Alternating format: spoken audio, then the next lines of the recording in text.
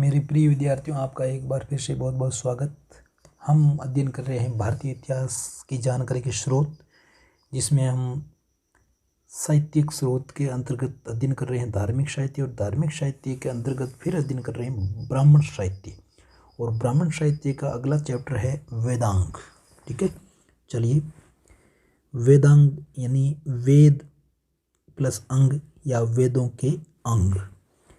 वैदिक साहित्य को उचित तरीके से समझने के लिए या वेदों के सही उच्चारण या वेदों की व्याख्या के लिए जिन साहित्यों की रचना की गई उन्हें वेदांग साहित्य कहा जाता है। वापस सुनिए, वेदांग मतलब वेदों के अंग। वैदिक साहित्य को उचित तरीके से समझने के लिए या वेदों के सही उच्चारण या वेदों की व्याख्या के लिए कौन से साहित्य की रचना की गई? वेदांग साहित्य की रचना की गई। चलिए, फिर है वेदांग के भाग। तो वेदांग के कितने भाग है? वेदांग के 6 भाग है। ठीक, तो वेदांग के 6 भाग रहे ये लोग।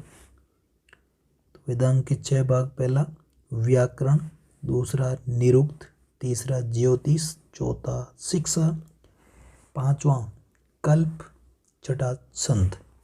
व्याकरण, निरुक्त, ज्योतिष, शिक्षा, कल्प, छंद। व्याकरण को मुख माना गया, निरुक्त को कान माना गया, ज्योतिष को नेत्र माना गया, शिक्षा को नासिका माना गया, कल्प को हाथ माना गया और छंद को पैर माना गया। ठीक, बोर्ड परीक्षा में इतना ही पूछा जाता है कि वेदांग क्या है और ये कितने हैं। ठीक है, तो वेदांग मतलब आपको पता है, वेदों की अच्छी तरीके से समझने के लिए, वेदों को अच्छी तरीके से समझने के लिए या वेदों के सही उच्चारण या वेदों की व्याख्या के लिए जो साहित्य रचा गया उसे वेदांग कहा गया। और वेदों की संख्या, वेदांगों की संख्या कितनी है? 6। व्याकरण, निरुक्त, ज्योतिष, शिक्षा, कल्प और छंद। चलिए, अब है स्मृतियाँ।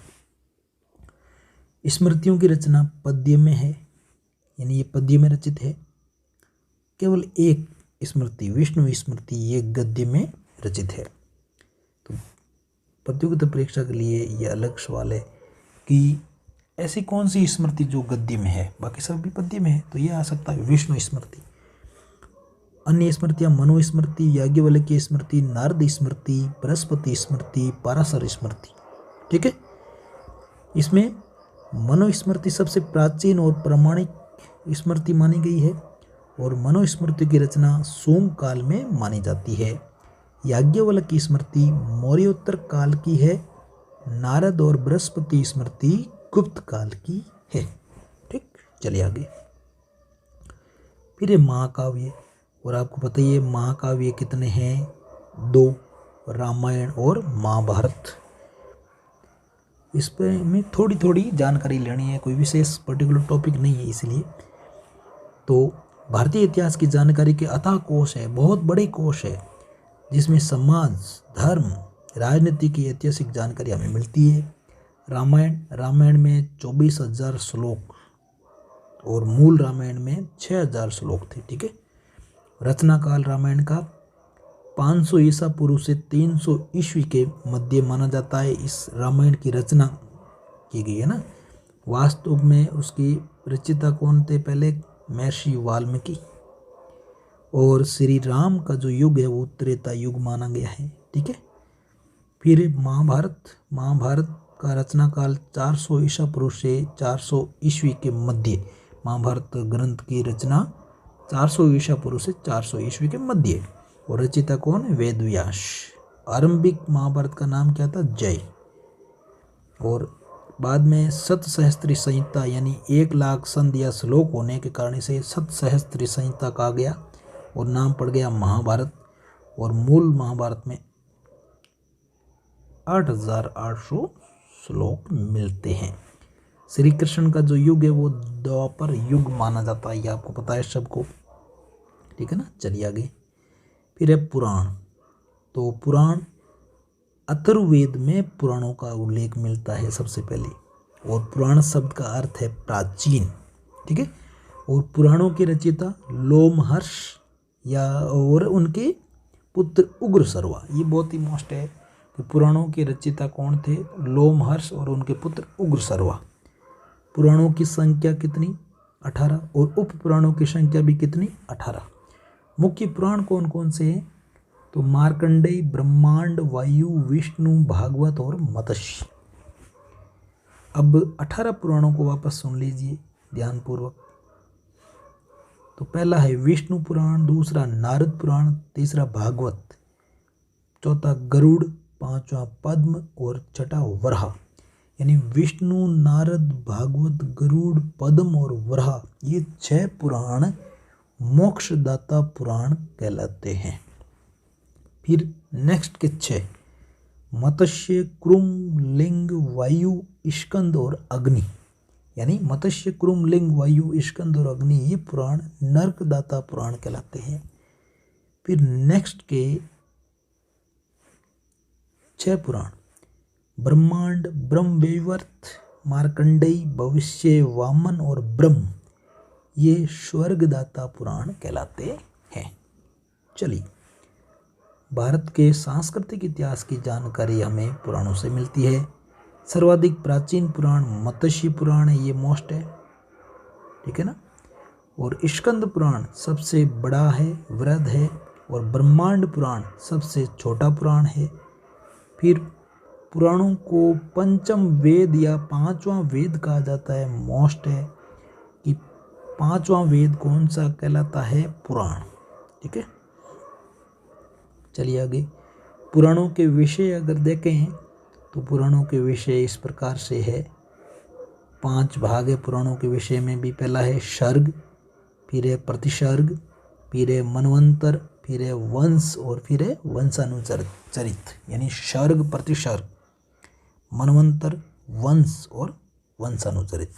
सर्ग में क्या है? सृष्टि के बारे में जानकारी। प्रतिसर्ग में पुनः सृष्टि। और मनवंतर में विभिन्न मनु का युग। और वंश में देवताओं और ऋषियों की वंशावली।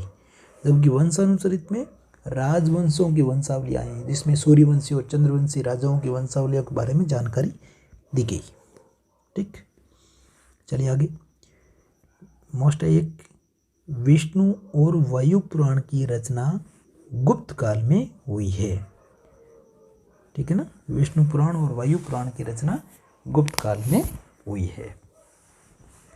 चलिए हम फिर क्वेश्चन पर आते हैं।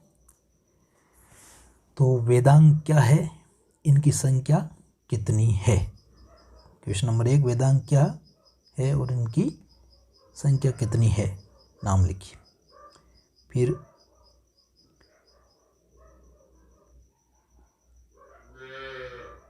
सबसे प्राचीन और प्रामाणिक स्मृति कौन सी है? नेक्स्ट, हमारी महाकाव्य कौन कौन से है, नाम लिखिए। नेक्स्ट, रामायण की रचना किसने की?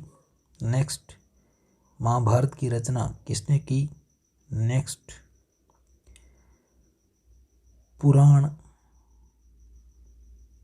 पुराणों के रचयिता, लिखिए सवाल लिखिए, पुराणों के रचयिता कौन थे?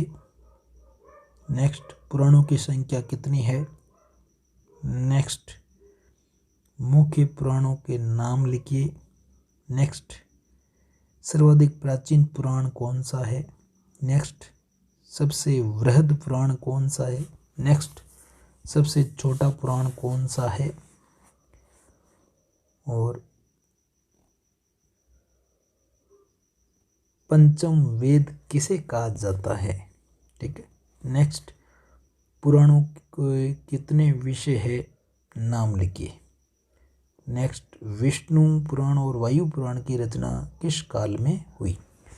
तो धन्यवाद मेरे प्रिय विद्यार्थियों वीडियो देखने के लिए। आगे हम अध्ययन करेंगे धार्मिक साहित्य के अंतर्गत ही जैन साहित्य और बौद्ध साहित्य। तो पहले हम बौद्ध साहित्य पढ़ेंगे और बाद में जैन साहित्य पढ़ेंगे, ठीक है ना। जय हिंद, जय भारत।